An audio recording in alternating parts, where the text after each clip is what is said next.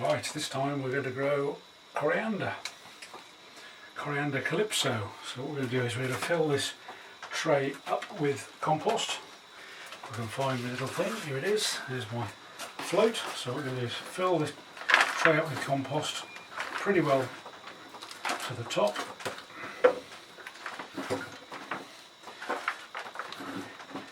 This multi-purpose compost is pretty rough compared to seed sowing compost. There's quite a lot of big lumps of things in it, so it'll be a bit more hit and miss than normal, but we haven't got seed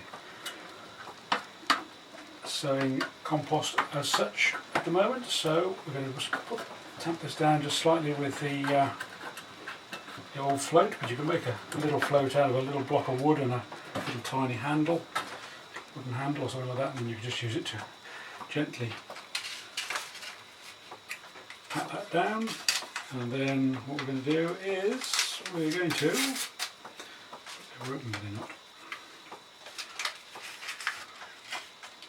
spread these across the only little tiny, you can see those little tiny seeds. We're just going to spread those roughly across the top of the tray. Spread them out a little bit. It makes it a bit easier when we've got to thin them out and plant them into 3-inch pots later on when they're a little bit more, hopefully when they've grown. This is quite an old packet of seeds which have been in the fridge for several years, so I hope they work, but they may or may not, but it's worth a try. So that's what those are. We'll stick that at the end there so we know what they are. We don't need that. And there's 200 seeds in there, so I must have used some of those a previous year. So then we're just going to put a little bit of this little gentle covering of, very difficult to put this on lightly because it's so, as I say, quite lumpy, but I'm sure it'll be fine. Generally speaking, seeds want to grow, most plants want to grow. So as long as they've got light and water and nutrients and air, not any frost hopefully in here, or not. So we're just going to pat that down with the old,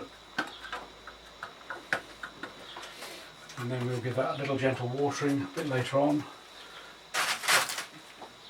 and then that will hopefully come on. Now then, the other thing we've got to grow today is I'm just going to plant some sunflowers. So with these we're just going to fill these pots up. I'm going to put probably I'll put a couple into each of these pots. So just fill that in just up to the line at the top of the pot. And I'm going to put these sunflower seeds on edge.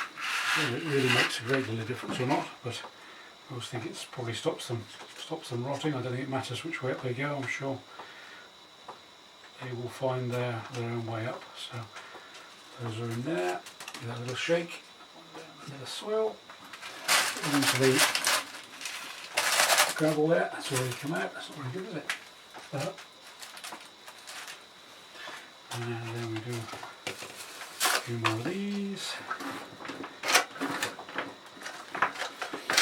I don't normally wear gloves when I'm doing this, partly because I've been doing it for such a long time that my hands have become fairly hardened to the different soils and chemicals and things, but if you have any allergies or reactions, it's probably best to wear gloves to protect yourself.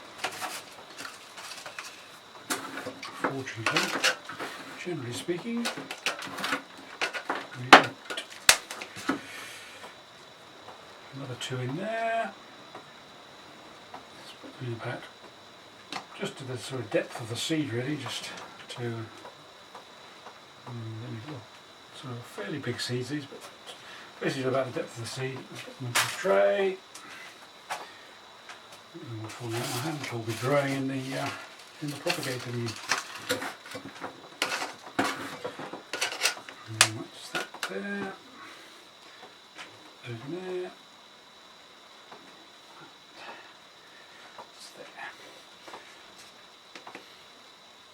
And then those can go on. We'll do a few more a bit later on. Put a few of those back in there for now. And what we're going to do is plant some runner beans. And these are called Scarlet Emperor, so they're pretty long runner beans. Runner beans are quite good because they can produce obviously beans, but also in Victorian times they used to use them as screens. So if you want to screen off a part of the garden you don't particularly like during the summer months and into the autumn, the runner beans will make quite a colourful screen with their green leaves. I like these runner beans because they've got a nice decent size bean to get hold of.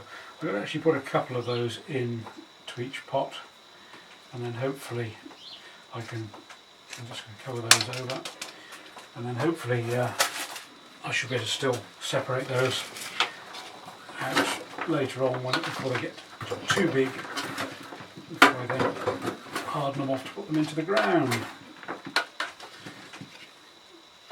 There's a little there, put that in there. More in there. I'll just give it a bit of a shake around the side.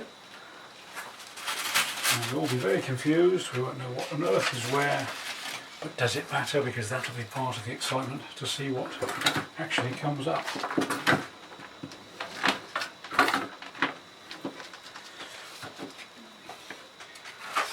So, put one in there, and another one in there. So that's the runner beans. So I'll carry on and put some more in at my leisure.